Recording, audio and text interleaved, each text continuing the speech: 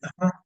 Vamos a empezar. Ana, la parte de la revolución que vimos está en el video que les mandé, entonces ahí lo puedes ir también viendo. Si no, igual te puedo ayudar con un poco más. Y creo que tampoco estuviste hace 8 días, ¿verdad, Luis? En la parte de Historia de México. En la de 8 días, Ajá.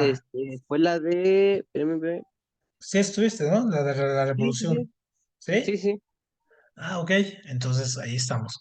Muy bien. Entonces hoy nada más vamos a hacer una recapitulación. Dejen ponerles aquí una pizarra para ir haciendo un poco una recapitulación de lo que habíamos visto. A ver aquí y aquí está Andrea. Y ya está. Muy bien. Hola Andrea, ¿qué tal? ¿Cómo te va? Ahí estamos. Muy bien. Bueno, entonces vamos a ver. Antes, un pequeño paréntesis, antes de comenzar. La próxima semana, del 2 al 8, ¿no? Es lo de Semana Santa. Entonces, por algunas cuestiones que ya hemos trabajado, pues muchas veces la Semana Santa les damos chance ahí la semana, o sea, para que tengan las vacaciones tanto de la escuela, pero también un poco de aquí y tomen un poco como el aire, el respiro, un respiro para lo que ya viene la parte dura, ¿no? Entonces, a partir de la próxima semana, no, bueno, la otra semana no tenemos sesiones para que aprovechen la Semana Santa, si van a salir, si van a viajar o todo, si van a estar repasando. Y yo voy a estar trabajando algunas cosas con los materiales aquí en el Open Test para que los tengan ya al final, todo el repaso de exámenes y todo ese asunto. Y eso es uno. Entonces nos volveríamos a ver a partir del 11 el 11 de abril, ¿no? Tendríamos todo abril, tendríamos clases, en este caso, la segunda y tercera semana, tendríamos clases los 3 días. A partir, en este caso, de la última semana de abril y las 2 semanas siguientes de mayo, tenemos clases los 5 días, ¿no? Vamos a tener clases que son más bien repasos, no es más allá de eso ya como clase tal no es, más bien son repasos y estar trabajando. Entonces, esto es muy, muy importante, ¿no? Les dejo esto para que lo agarren y ya sé que ha sido un poco largo y un poco cansado esto, entonces, bueno, ya se vislumbra el 14 de mayo, que es cuando comienzan los exámenes, ¿no? Entonces, tendríamos esta semana de descanso para que también ustedes la aprovechen. Bueno, eso es lo primero. Lo segundo es esto, ¿no? Que nos habíamos quedado en la clase con el cardenismo, ¿no? El cardenismo. Entonces, aquí hay algo muy importante para ver ya la última parte de los regímenes, en este caso revolucionarios. Tenemos que ver un poco, los vamos a ver a partir de lo que se llaman los modelos, ajá, modelos económicos. Los modelos económicos. O sea, ¿por qué los modelos económicos? Porque a partir de Cárdenas se van a crear modelos que van a ir de acuerdo a los procesos mundiales que también están sucediendo. Entonces, por ejemplo, así van, por ejemplo, Cárdenas, después de Cárdenas, ahorita vamos a ir viéndolos cada uno, sube Ávila Camacho, y después de Ávila Camacho sube Miguel Alemán. Ujú. Miguel Alemán, Miguel Alemán, después va a subir Ruiz Cortines, ah, Luis Cortines, ahorita no importa las fechas, ahorita las ponemos, luego sube López Mateos, López Mateos, y luego sube Díaz Ordaz, ah, Díaz Ordaz, y luego por otro lado, acá vamos a ponerlo, sube Echeverría, Echeverría presidente, luego López Portillo, López Portillo, luego sube Miguel, Miguel de la Madrid Hurtado, luego Carlos Salinas de Gortari, luego Cedillo, luego Fox, luego Calderón, luego en este caso Peña Nieto, y ahorita está AMLO, ¿no? Entonces, son del orden en que han estado los presidentes. Ahora, cada uno de estos tiene modelos económicos diferentes en los cuales se basó toda su política. Entonces, Cárdenas de Ávila Camacho, ojo, su programa económico se llamó, en este caso, Desarrollo Primario. ¿Mm? Desarrollo primario. Ujú. ¿Por qué ese desarrollo primario? Porque ellos realmente estaba la época de la guerra, estaba la Segunda Guerra Mundial, entonces a ellos les toca, por ejemplo, convertirse en unos grandes exportadores de materia prima, ¿no? Les toca estar exportando materia prima, sobre todo petróleo y en este caso también alimentos para los países que estaban en guerra, sobre todo Estados Unidos, ¿no? Era su gran exportador. Después va a llegar, ya termina la guerra, Estados Unidos la gana, y viene cuatro presidentes, Miguel Alemán, Luis Cortines, López Mateos y Díaz Ordaz, que logran poner un nuevo programa económico que se llama Desarrollo Estabilizador. ¿Mm? Estabilizador.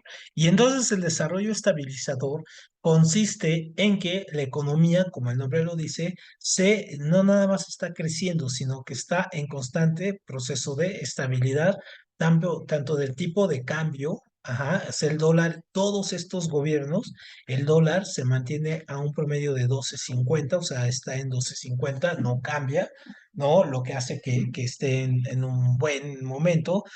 Ahorita está a 18.05 en este momento el dólar, entonces está más o menos un poco por ahí. Y la economía crece, es la época que tiene México, por ejemplo, un gran desarrollo en infraestructura, en casas, cuando se moderniza mucho la Ciudad de México, cuando viene el transporte, se electrifican en este caso y se hacen carreteras, se electrifican pueblos, se crean presas, hospitales, muchas escuelas, o sea, es el gran momento donde en México tiene un desarrollo y se vuelve una economía emergente, es decir, una economía muy fuerte, ¿no? Con alto valor. Después van a venir otros dos gobiernos, en este caso, que todos estos son gobiernos del partido del PRI, del Partido Nacional Revolucionario, y van a surgir, y estos se llaman desarrollo, ojo, desarrollo compartido. Ujú. Desarrollo compartido. Entonces, ¿por qué es desarrollo compartido? Porque tanto Echeverría como López Portillo introducen al Estado, introducen al Estado en los sectores productivos. Entonces, sectores productivos que antes eran propios de la iniciativa privada, ahora el Estado está, en este caso, trabajando ahí. Entonces, el Estado se convierte en un gran manufacturero. Entonces, el Estado, por ejemplo, hace carros, tiene bancos, tiene un montón tiene escuela, bueno, no escuela, seguridad, en fin, o sea, le hace alimentos. Entonces, el Estado se vuelve en este caso, competidor de la iniciativa privada. Y entonces eso le va a crear muchos problemas, por ejemplo, a estos presidentes con la iniciativa privada y es un poco lo que vemos ahora con la política de AMLO. Y esto también se le conoce como gobiernos, ojo, o populistas, ¿no? Y a este asunto del desarrollo estabilizador, donde la economía crece mucho, pero ojo, crece también porque hay un factor externo, ¿no? Que hace que la economía esté subiendo, en este caso, entonces esto también se le llama como el milagro, el milagro mexicano, ¿no? Ujú. El milagro mexicano. Entonces, este proceso es muy curioso porque, pues, les digo, es cuando se ponen los supermercados, llegan los supermercados, las lavadoras, toda la televisión, o sea, todo lo que hoy vemos como natural en las casas, pues es cuando llega aquí, ¿no? Luego, viene este proceso de Miguel de la Madrid Hurtado, ¿no? Que hoy su hijo quiere ser candidato a la presidencia, entre que a la Madrid. Entonces, Miguel de la Madrid, Carlos Salinas, Cedillo, Fox, Calderón y Peña Nieto, todos estos son los gobiernos que se conocen como neoliberales. Neoliberales, y también se les conoce como tecnócratas. Ujú. Es decir, ¿por qué tecnócratas? Porque estos ya no son como tal políticos, clásicos, como todos estos, ¿no? Como todos estos de esta vieja escuela. Estos eran políticos, políticos, usualmente eran abogados, eran tipos que habían estudiado aquí en México, que tenían estudios muy limitados, por ejemplo, una licenciatura o cosas así, ¿no? Y este grupo salvo Peña Nieto y Fox y un poco Calderón, ¿no? Todos estos tienen educación en el extranjero, ¿no? Miguel de la Madrid, Salinas Cedillo, y son, en este caso, políticos de una nueva generación donde ya no son tanto políticos, sino aplican más la técnica, ajá, de ahí tecnócratas, más la técnica que la política. Entonces, estos vienen mucho con la escuela del neoliberalismo. Acuérdense que esto del neoliberalismo es de que es hacer opuesto esto, que la iniciativa privada sea más grande y el Estado sea cada vez más chico, o sea, desaparecerlo prácticamente de la situación de que tenga seguridad, alimentos o creación de cosas, ¿no? O sea, que no sea empresario, en este caso, el Estado. Entonces, obviamente, vamos a tener estos, ¿no? Como representantes. Ahora, ¿por qué estos no? Porque estos son como a medias. Pues Peña Nieto sí tuvo una educación muy limitada, ¿no? En México, él salió de una escuela aquí, que es la escuela, la Panamericana, ¿no? Salió de ahí y apenas tenía el grado de licenciatura, es decir, no tiene posgrados ni nada y es un cuate que o sea, era muy, muy limitado. Tanto Calderón, Fox, y tienen también lo mismo, ¿no? Calderón, Fox, cuando ya había sido electo presidente, manda que le hagan la tesis de licenciatura para graduarse en la Ibero, ¿no? O sea, es también muy, muy, muy limitado y no tuvo más estudios. Y Calderón, por ejemplo, fue un tipo que nunca pudo ingresar a la UNAM, ¿no? No ingresó a la UNAM y estudió en la Escuela Libre de Derecho. Lo cual no significa que sea, en este caso, que tengan que tener todos los grados o cientos de estudios o escuelas. No, pero sí es comparable con estos, ajá, que venían de escuelas muy renombradas, de Harvard, Yale, Princeton, no, Oxford, y todo su gabinete se llenó de gente que tenía estos estudios, ¿no? Que venían de estas grandes escuelas y por lo tanto también eran oligarquías. O sea, una oligarquía son las familias que gobiernan, ¿no? Esto es muy importante. Y luego, pues aquí con AMLO se rompe el proceso neoliberal y AMLO está en un desarrollo económico que, bueno, todavía está en proceso y la historia no, es muy injusta o es poco fiable cuando se hace historia tan reciente, pero a su proceso le llama cuatro transformación, ¿no? O la 4T. Y entonces, muchas de las acciones políticas que tiene el gobierno actual se parecen a las acciones políticas de estos dos gobiernos, sin algunos excesos, por ejemplo, donde sí hay un evidente abuso del Estado aquí, de algunos sectores. Aquí en no, pero tiene, digamos, tintes de parecerse, ¿no? Y aquí prácticamente se maneja mucho los recursos como beneficios públicos o le llaman en este caso programas sociales, ¿no? Entonces es ahí como la parte del que todavía está en proceso y pues tenemos que ver a dónde termina. Entonces, muy bien, entonces va de nuevo desarrollo primario, desarrollo estabilizador, también conocido como el milagro mexicano, luego desarrollo compartido, en este caso es el populismo, y después el neoliberalismo o los neoliberales, tecnócratas, y ahorita estamos en la famosa 4T. Muy bien, entonces esos son los modelos económicos que predominaron y que fueron los que estuvieron aquí, bueno, que vienen en la forma de pregunta. Ahora, vámonos con la presentación, ahora sí. Ajá. Muy bien, ¿alguna duda con estas cuestiones? ¿No? ¿Sí queda claro cómo quedaron todos divididos? Sí, perfecto. Muy bien, entonces aquí nos habíamos quedado, ¿no? Entonces, Nos habíamos quedado con Cárdenas, entonces de que Cárdenas, en este caso, si se acuerdan, él estuvo bajo la cuestión del maximato, ¿ah? El maximato estuvo 2 años, ¿no? Entonces, aquí, ¿no? Estuvo bajo la tutela de Calles. Entonces, obviamente, el maximato lo toma durante 2 años, pero Cárdenas logra liberarse, o sea, del 34 al 36 está bajo las órdenes de Plutarco Elías Calles, pero en el 36 lo expulsa y entonces Calles pierde todo el poder y Cárdenas pues asume todo el control, ¿no? Entonces, en este caso, lo que hace Cárdenas es pues hacer, lo habíamos visto, una política muy de corte social. Ajá. Y eso le valió pues para que le dijeran que fuera, que era comunista, que era socialista, que era izquierda, en fin, en cierta manera lo era. No al grado de ser comunista, pues porque no hay comparación, pero sí tenía una inclinación hacia los proyectos sociales.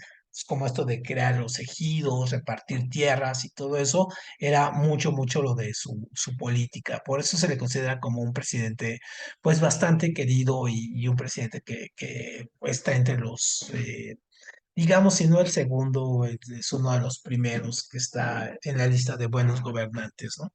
Y entonces él, cuando sale del poder, él sale en el 40 y entonces en el 40 está en la Segunda Guerra Mundial, en este caso en Europa, está comenzando y está a punto de comenzar la batalla, por ejemplo, en donde va a entrar Estados Unidos y va a venir la batalla de las batallas del Pacífico y la guerra se va a extender, ¿no? O sea, todavía no llega a ese momento cuando él sale.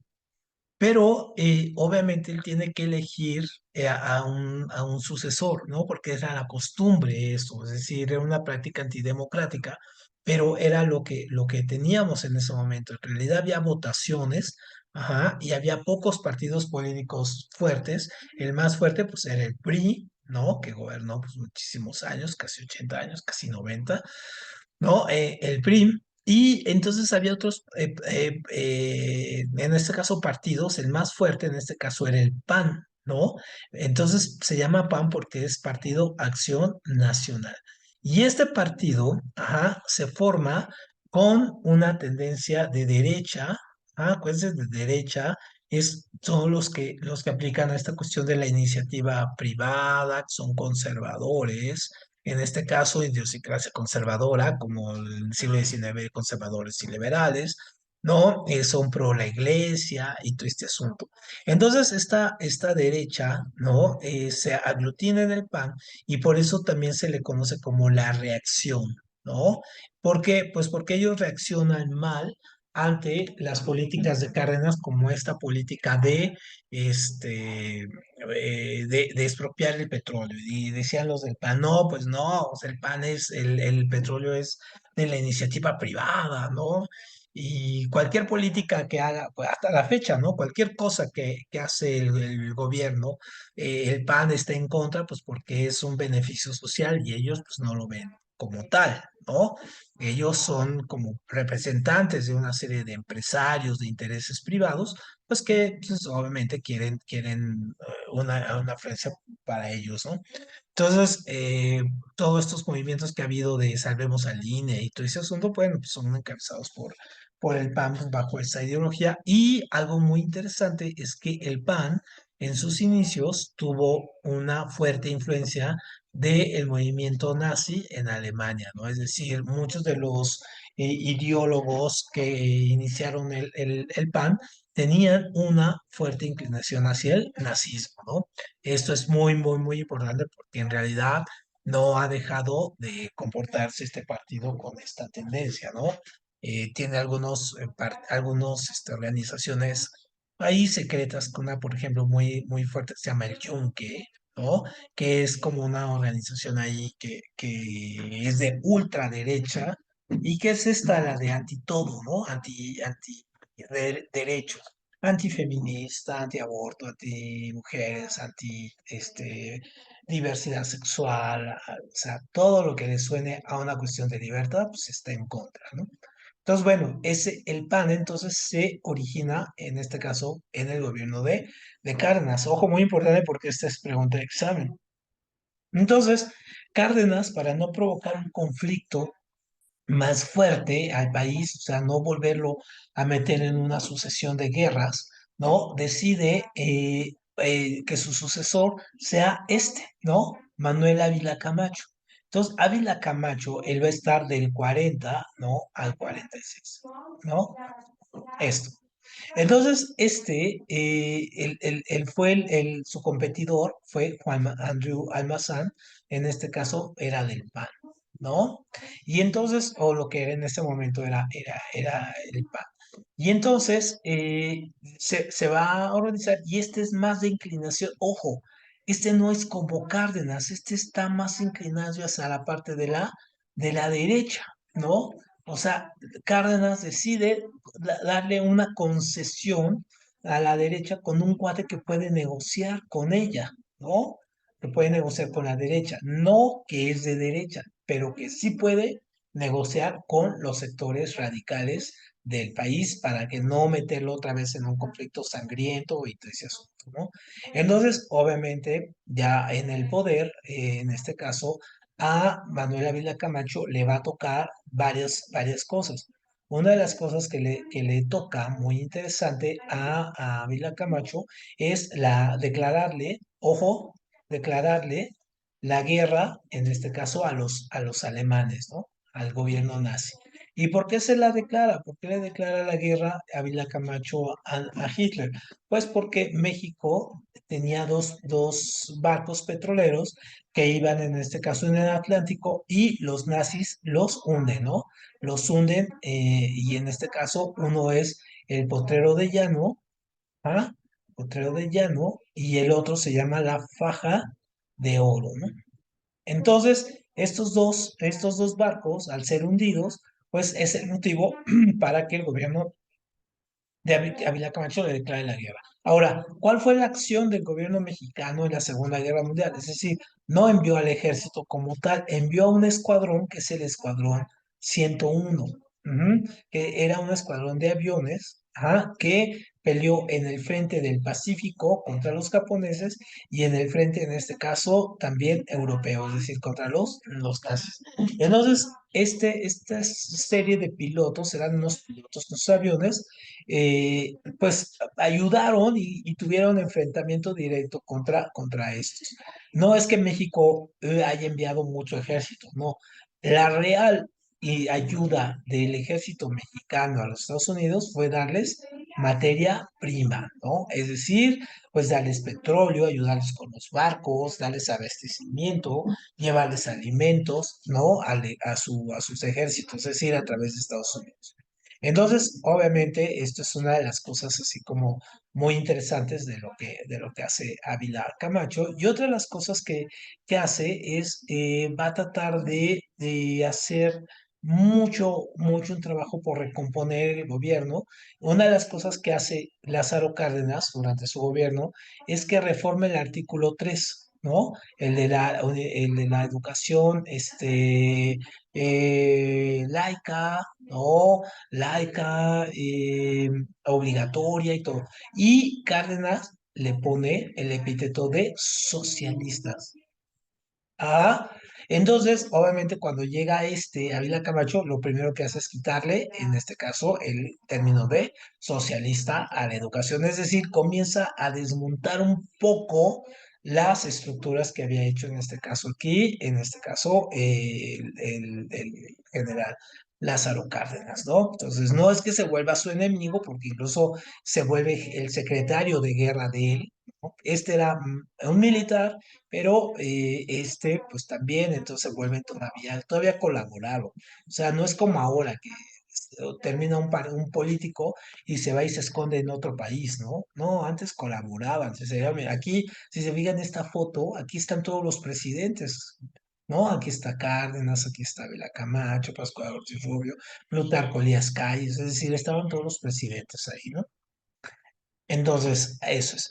Luego, después de que pasa, en este caso, el gobierno de aquí, de Ávila Camacho, entonces van a venir otros tipos de gobiernos, les digo, más civiles, y esto es muy importante, muy, muy importante. Ya no estos son militares.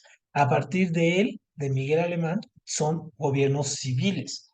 Ya no regresan al poder los militares, son gobiernos civiles, y esto es muy, muy, muy, muy importante, ¿no? Porque pues no ha habido un militar otra vez, todos los demás habían sido militares o habían estado. Entonces él es presidente del 46 al 52, ¿no? Y él, obviamente, él ya es electo por el PRI, ¿no? También. ¿Y cuáles son sus grandes obras? Obviamente, una de sus cosas que también es muy recordada y que se lo preguntan mucho en su examen es esto, ¿no?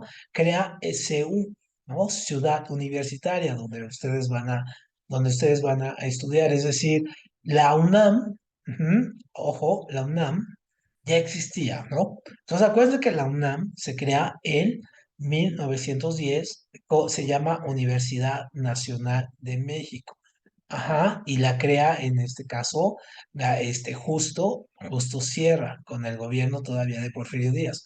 Luego en 1929, cuando era presidente Portes Gil, ajá, se le da la autonomía, ¿no? Es decir, la A, y ahora ya pasa a ser Universidad Nacional Autónoma de México. A partir del 29 toma su autonomía ya. Entonces, pero todos sus campus estaban regados por toda la ciudad, sobre todo en el centro, ¿no?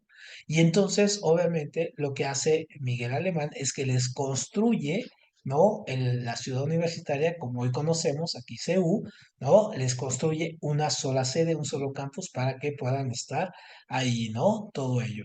Y también en este caso van a tener otras escuelas, por ejemplo, también el Poli, ¿no? La Escuela Nacional del Maestro, es decir, la normal, van a tener sus propios campus, pero el más grande, solamente en las dimensiones, pues es el de C1. Y otra cosa que hace es que en este caso crea un tipo de economía flexible, ¿no? Ojo, y en este caso se empieza a llamar la sustitución de importaciones. Ujú.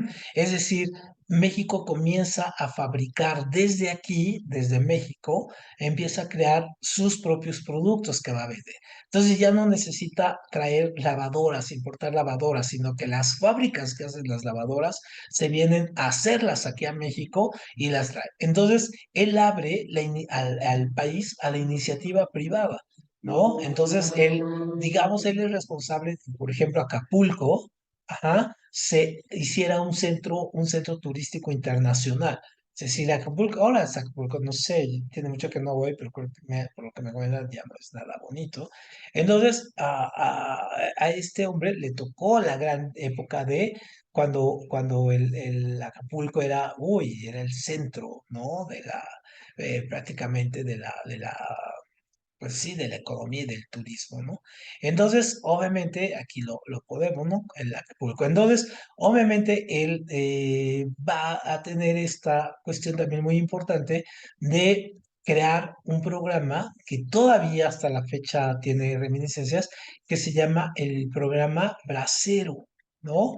¿Por qué Bracero? Los braceros eran, aquí está México y aquí está Estados Unidos, eran los que se pasaban, los trabajadores que pasaban de México a Estados Unidos a trabajar, es decir, se llamaban braceros porque Estados Unidos necesitaba brazos, así, brazos, o sea, gente, ¿no? Para trabajar en sus fábricas, porque acuérdense que también se merma la producción en Estados Unidos por la Segunda Guerra Mundial. Entonces, estos necesitan muchos trabajadores y por eso muchos mexicanos se fueron a Estados Unidos a trabajar y allá hicieron familia, hicieron todo ello. Entonces fue todo un proceso de los campesinos, fueron los que levantaron prácticamente la economía de Estados Unidos después de la guerra. Entonces, una vez que sale, en este caso, Miguel Alemán, y comienza con él el desarrollo estabilizador, va a llegar Adolfo Ruiz Cortines, ¿no? Este presidente. Entonces, Adolfo Ruiz Cortines, él va a estar del 52 al 58 y él obviamente empieza a crear también otro tipo de política, siempre con la idea de esto, ¿no? De que sea estable y que esté creciendo. Y entonces, por ejemplo, inaugura presas, ¿no? Incluso aquí vino Eisenhower, el presidente de Estados Unidos, a inaugurarla. En este caso, también hace esta cuestión de pelearse contra los monopolios y contra la gente que acapara, en este caso. Y esto es muy, muy, muy importante. Esto se los pregunta mucho. A partir de una petición de su madre, ¿no? De su mamá, él reforma el artículo 34 para darle el voto a las mujeres, ¿no? Y entonces las mujeres a partir de este gobierno, del 54, comienzan en este caso, a votar, ¿no? Que no podían votar antes. Y crea el Instituto Nacional de la Vivienda, en este caso, que hasta la fecha existe, ¿no? Eh,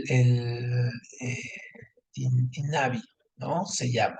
Muy bien. Y entonces, obviamente, él termina su gobierno y va a llegar al poder, en este caso, Adolfo López Mateos.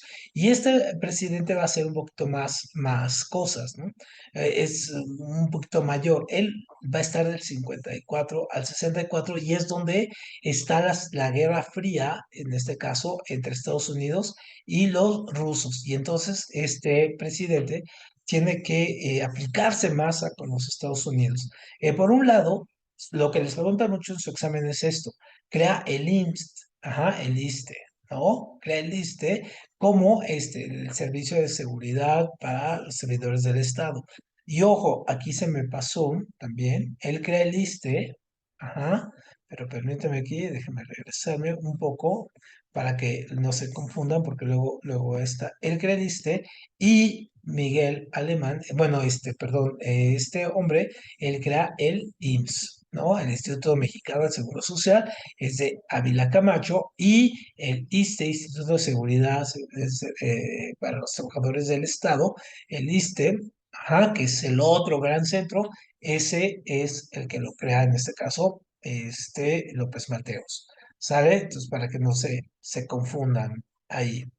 Ujú. Y aquí nos regresamos. Entonces tiene esto. Y él, obviamente, su política es más agresiva en el sentido de que vienen muchas empresas de la iniciativa privada a invertir en México. O sea, él le da muchas concesiones a la iniciativa privada y hay un gran flujo de capitales hacia México. Y en este caso, lo que él hace es, si Cárdenas nacionaliza el petróleo, en este caso Adolfo López Mateos nacionaliza, ojo, la industria eléctrica, ¿no? La industria eléctrica. Entonces, esto es muy importante porque esto es de las cosas que casi no vemos, es decir, la industria eléctrica, la CFE, ¿no? O antes era Luz y Fuerza del Centro, estas son del Estado. Y la generación de electricidad es propiedad básicamente del Estado. Aunque después Peña Nieto hizo unos cambios en el sector energético y ahora hay iniciativa privada dentro de ello, pero es menor, pero la logra nacionalizar, ¿no? Es muy, muy, muy, muy importante. Y entonces, también hace que hizo algo que ahora se quiere quitar, es decir, él crea los diputados que se llaman plurinominales. Entonces, ¿qué son los plurinominales? Acuérdense que el país se divide en 300 distritos, electorales, y se elige un diputado por cada distrito. Y entonces la Cámara de Diputados está compuesta por 500 diputados. ¿De dónde salen los 200 que están aquí y demás? Pues son estos, ¿no? Son los diputados plurinominales. Estos se reparten conforme van dándose las condiciones, por ejemplo, de cuánto fue el porcentaje de cada uno de los que ganaron, ¿no? Y, por ejemplo, el que ganó más, pues obviamente no tiene tantos, pero el que ganó menos, pues le dan más, un poco para que no, las mayorías no ejerzan esa tiranía contra esas minorías que también quedan representadas. Muy bien, entonces ese es López Mateos. Después va a llegar Gustavo Díaz Ordaz, y a Gustavo Díaz Ordaz, digamos que lo conocemos por la matanza de Tlatelolco, ¿no? Del 68, que se genera a través de un problema que hay entre la universidad y el poli, sobre todo conflictos de estudiantes que derivan en una golpiza, que derivan en la intervención del cuerpo de granaderos, lo cual deriva en una protesta de los estudiantes y todo ello no hubiera pasado de ser una riña más entre estudiantes, entre escuelas que rivalizan, si no es porque se encontraba en un momento histórico muy importante que era el 68. Entonces, acuérdense en el 68 en Francia, ¿no? En Estados Unidos, en general en Europa del Este, era un momento de revuelta social, sobre todo de los jóvenes. Y entonces, obviamente, este movimiento de estudiantes, pues creció a querer, en este caso, sus demandas ya eran cada vez más fuertes, ¿no? Destitución del cuerpo de granaderos, destitución del presidente y del ministro, tal. Entonces, cada vez sus peticiones eran más fuertes y realizables, entonces este decide utilizar a la fuerza pública para, en este caso, eliminar el problema, ¿no? Entonces, eso es lo que hace. Y bueno, esto es por lo que lo conocemos, ¿no? Y otra de las cosas que las que él hace es firma el Tratado de Tlatelolco, por el cual México y toda América Latina no tiene armas nucleares en América Latina, ¿no? Es decir, Estados Unidos está lleno de armas nucleares, pero aquí en América Latina no las hay, no se permite que haya fuerzas, incluso al mexicano que estuvo, el secretario del ministro que estuvo llevando esto, pues le dieron el premio Nobel, ¿no? Mexicano, en este caso García Robles, ¿no? Que le dan ese premio Nobel, fue el primero.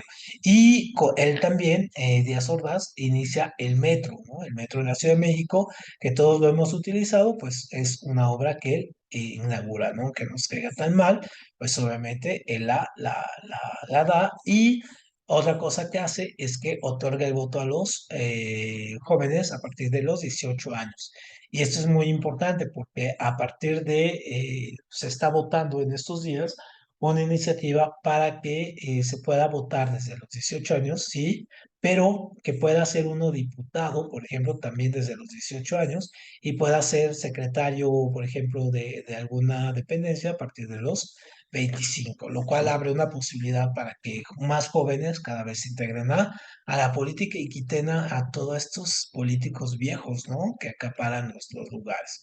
Y luego, ¿se acuerdan que decíamos que termina el periodo, en este caso, del desarrollo estabilizado y viene el desarrollo compartido? Y entonces sube Echeverría, en este caso, a Echeverría se le conoce por ser un personaje un poco siniestro, ¿no?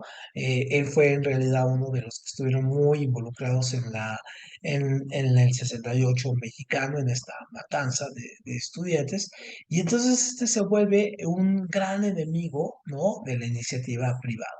¿Por qué? Porque crea industrias, que se llaman industrias paraestatales, ajá, estatales, que compiten directamente con la iniciativa privada y llevan ventaja, ¿no? Entonces, obviamente aquí, ¿no? Esto de crear el Instituto Mexicano del Comercio Exterior, pues obviamente esto hace que, pues sí se generen un momento de mucha tensión entre quién tiene el beneficio económico, ¿no? Primero.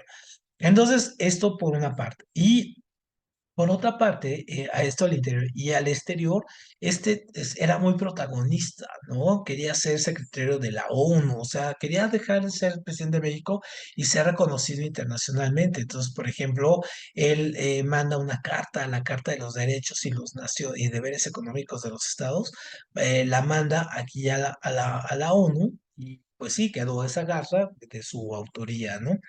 Y obviamente no tiene mucha influencia, pues porque estaba la Guerra Fría en todo su esplendor y obviamente pues él no tenía que alinearse o a Estados Unidos o a los soviéticos. Entonces no había un punto de inflexión, o sea, no podías quedarte neutral. Y bueno, estando tan cerca de Estados Unidos, pues tenía que alinearse con ellos, ¿no? Entonces aquí algo muy interesante es que a partir de él, su política rompe con la estabilidad del dólar y el dólar se devalúa de 12.50, pasa a 25 pesos, o sea, se devalúa en este caso 100% y sube al doble, ¿no? Y a partir de ahí el dólar va a estar subiendo y nunca ha parado de subir, aunque en estos momentos está bajando, ¿no?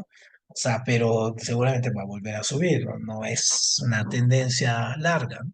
Entonces, obviamente, sucede esto con el Echeverría, ¿no? Después termina y sube al poder el que era su secretario de Hacienda, que es López Portillo, y entonces él comienza un periodo de gran corrupción.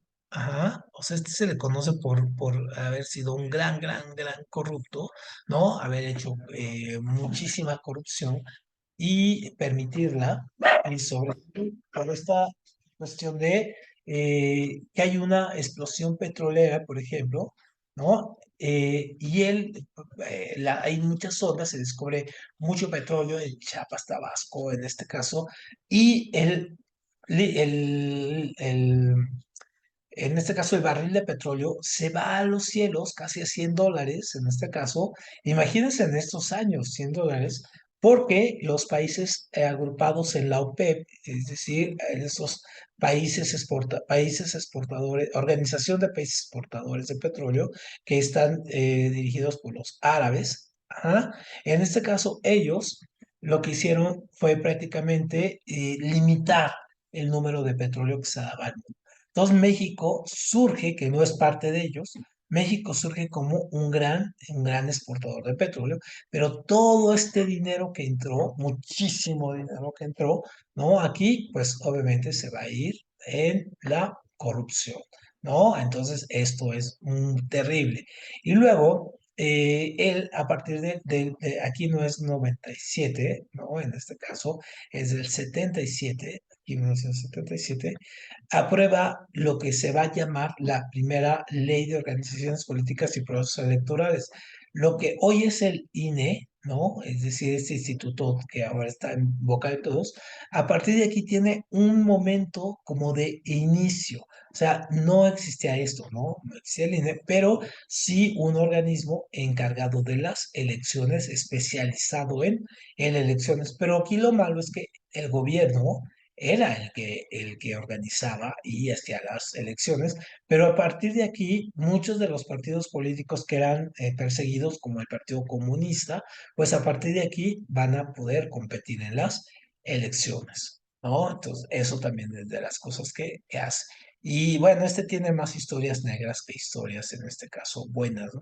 Y a partir de él, después va a dejar a su secretario, en este caso de Hacienda también, y va a llegar el otro régimen, que es el neoliberalismo, y llega en este caso del 82 al 88, y en este caso lo que hace Miguel de la Madrid, su programa en específico se llamó la renovación, renovación moral, de la política, es decir, llegó con una actitud de yo quiero limpiar toda la politiquería, ¿no? Y quiero quitar a los políticos viejos y poner nuevos políticos, y también en este caso, la transformación tecnológica, ¿no? Entonces, también trae ya también otra manera de llamarle reconversión industrial, ¿no? Y transformación tecnológica, es decir, de no era otra cosa más que toda la industria paraestatal, todas las paraestatales. Una industria paraestatal es 51% es del gobierno, 49% es de la industria privada. ¿Mm? Y entonces la reconversión industrial era cambiar esto, ¿no? O sea, hacerlo al revés. Ahora, la industria privada sea mayoritaria y el gobierno sea, en este caso, o más bien el Estado, sea el minoritario. Ujú. Entonces, ese es su programa y se empiezan a vender todas las industrias, en este caso paraestatales, que se habían creado. O sea, había de- con López Gordillo, llegaron a 1,155 industrias. Imagínense, eran demasiado. Y este la va a dejar en 413. Y luego cuando llega Salinas de Gortari, ¿no? Entonces va a dejar cuatro, ¿no? Cuatro o cinco. Entonces, obviamente, él también empieza a tener, hay muchos desajustes en la economía del mundo y a él le tocan así grandes crisis económicas donde el dólar se devalúa muchísimo y se va para arriba, ¿no? Y entonces, otra de las cosas que les preguntan en su examen es que México entra al GATT. El GATT era una institución de aranceles, es decir, que peleaba o donde se discutían el asunto de quién pagaba impuestos o no, y después se convirtió en la Organización Mundial de Comercio, ¿no? Que es hasta la fecha la que existe. Y por cierto, un mexicano la estuvo dirigiendo. Y entonces, obviamente, con esto hubo planes de austeridad un poco, esto de la cuestión de la renovación moral y todo. Sin embargo, este fue y subió muchísimo en cuestión también de elementos de corrupción, ¿no? Entonces, este presidente le tocó el temblor del 85, donde se cayeron muchas casas y donde murieron casi 10,000 personas. Entonces, a él le tocó esto, pero tuvo una actuación pésima, es decir, se colapsó él mismo. El terremoto, no sabía qué hacer, ¿no? Es decir, se quedó como 2 días después salió a la televisión a decir que ahí estaba, pero pues ya había pasado lo peor, ¿no? Y después va a subir este que tiene cara de diablillo, que es Salinas de Gortari, ¿no? Aquí deberíamos de ponerle los cuernos, porque es un diablillo, ¿no? Y él llega con la parte neoliberal, pero con todo, ¿no? O sea, él sí no tiene ninguna cuestión con el Estado, no quiere que el Estado tenga absolutamente nada y crea este programa de solidaridad para, por un lado, vender todas las paraestatales, abrir la iniciativa privada y con esta ganancia darle, en este caso, a unos a sectores como, por ejemplo, hacer calles, luz, en las colonias, invertirle a ello, eh, es lo que hace, ¿no? Y entonces, pues sí le invirtió, vean, 18,000 millones de dólares. Y, ojo, este es muy importante, es la pregunta de examen. Él es el que inicia el Tratado de Libre Comercio, ¿no? De América del Norte, el TLC, ¿no? En el 94 con Estados Unidos y Canadá. Ujú. Entonces, obviamente, él es el que inicia este proceso que hoy se llama no, TECMEC, ¿no? Así, TECMEC. El tratado, así se le conoce aquí en México, ¿no? En Estados Unidos se le conoce como NAFTA, ¿no? Y él tiene varias cosas que hace, algunas positivas, por ejemplo, disminuye la deuda externa, o sea, renegocia la deuda externa, también disminuye la deuda interna, es decir, deja de producir tanto dinero. Algo negativo es que reinicia las relaciones de Estado-Iglesia, viene el Papa ya como representante del Estado, privatiza todos los bancos que antes eran del gobierno pasan ahora a ser de la iniciativa privada, todas las industrias paraestatales, que se quedan tres o cuatro por ahí, entre ellas Pemex, y hace esto, de que le quita 3 ceros a la moneda, es decir, antes un bolillo, por ejemplo, valía 1,000 pesos, pero le quita 3 ceros, ajá, y ahora vale 1 peso, ¿no? Entonces fue un shock eso, yo me acuerdo cuando lo viví que de repente pagábamos 4,000 pesos, ¿no? Por un refresco, y después cuando le quitaron los 3 ceros, pues fue un shock porque fue como un año de transición a que todos entendiéramos que ya no teníamos que pagar tanto, ¿no? Bueno, mentalmente pensábamos que pagábamos menos, en realidad pagábamos lo mismo, ¿no? Solamente esta fue como una acción muy psicológica y baja el IVA del 15 al 10%. Entonces, por eso lo creían que se iba a reelegir, pero le surgen algo. Sus cosas negativas es que le surge el Movimiento Zapatista de Liberación Nacional, el ZLN en Chiapas, ¿no? Y también asesinan al candidato, es decir, al candidato del PRI, que es Colosio, asesinan al cardenal Posadas, o sea, imagínense, un cardenal lo asesinan aquí, y también asesinan a uno de sus parientes, que es Ruiz Massieu, ¿no? Entonces, obviamente, el país se le descompone el último año y deja el país en alfileres. De tal manera que cuando él sale, ¿no? Su hermano es detenido, ¿no? Su hermano, Raúl Salinas de Gortari, por fraude, ¿no? Hace fraude y lo detienen al hermano, entonces este se hace perseguido y en fin, ¿no? Es toda una historia y a partir de ahí queda como el malo de la historia de México, ¿no? Ser el gran pillo y el gran tipo que se le descompuso el país y sobre todo porque a los primeros días de su gobierno, o sea, apenas se estaba adaptando ahí y le viene lo que se llama el error de diciembre. Ujú. ¿En qué consistió el error de diciembre? Fue en que no se manejaron bien los bonos que se tenían que pagar de deuda y la economía se le cae, ¿no? Y entonces tuvo que salir a rescatar al país, en este caso Bill Clinton, que era en este caso el presidente de Estados Unidos. Ujú. Tiene que rescatar al país, le presta al país 40.000 millones de dólares. Imagina lo que es 40.000 millones de dólares le presta para mantener la economía mexicana y como los bancos truenan, ¿no? Porque no hay dinero, entonces en este caso lo que hace es que crea algo que se llama FOBAPROA, ¿no? Que hasta la fecha seguimos pagando. Es decir, el Estado paga las deudas de los bancos, ¿no? Todavía lo tenemos.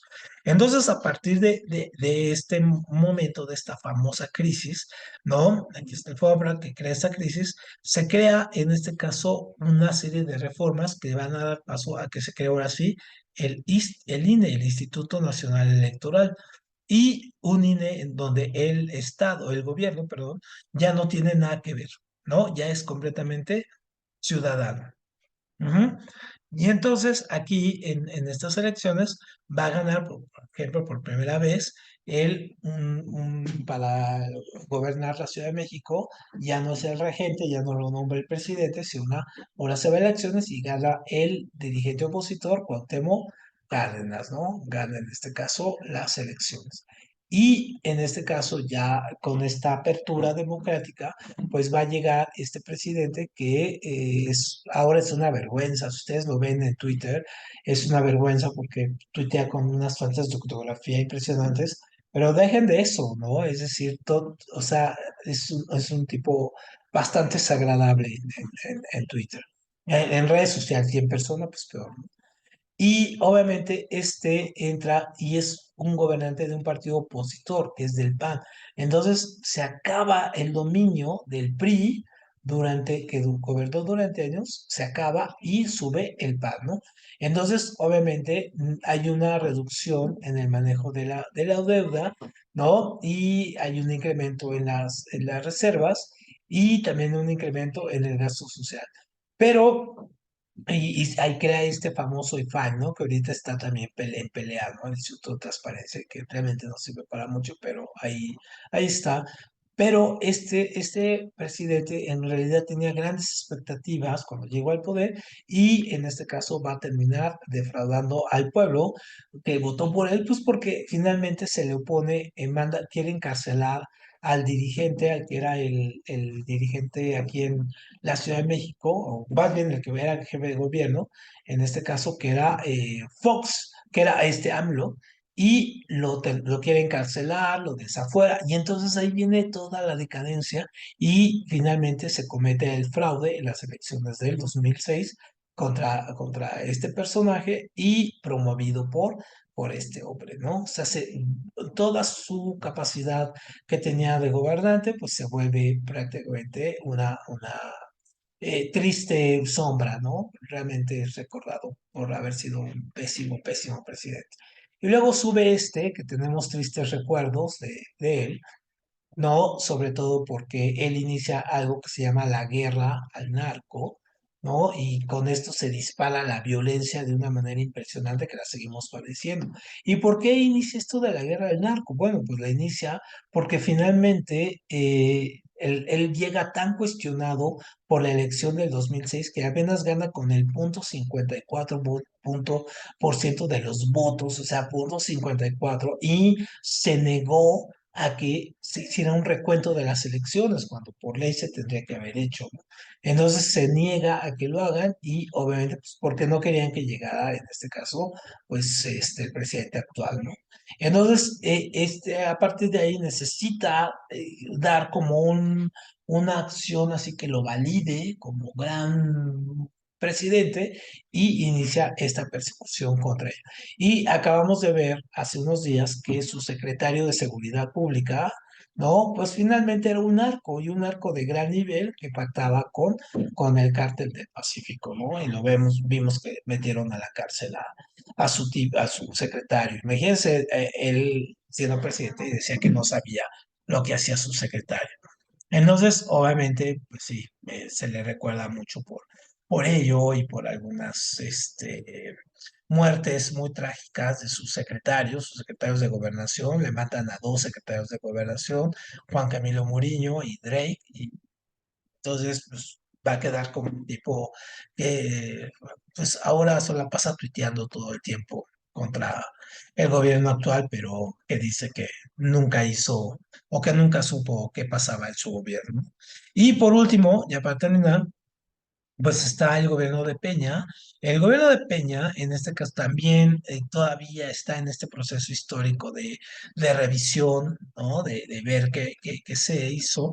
En realidad se le conoce como un gobierno reformador, ujú, reformador, porque él reforma hace grandes reformas junto con el Congreso, que eran pactos entre el PRI, ajá, el PAN, y el PRD, algo que se denominó el Pacto, Pacto por México. Y entonces en el Pacto por México, ya hay que Peña era un poco torpe cuando se expresaba, era esta cuestión de que todos ellos, obviamente, hacer leyes muy flexibles para la iniciativa privada, básicamente, ¿no? Eso era, entonces hace la ley las reformas laboral, la de competencia económica, telecomunicaciones, la financiera, ajá, la de Hacienda, político-electoral, o sea, se reforma el INE, ¿no? La educativa, que esta fue muy cuestionada, la de seguridad social, de procedimientos penales, de transparencia energética, ¿no?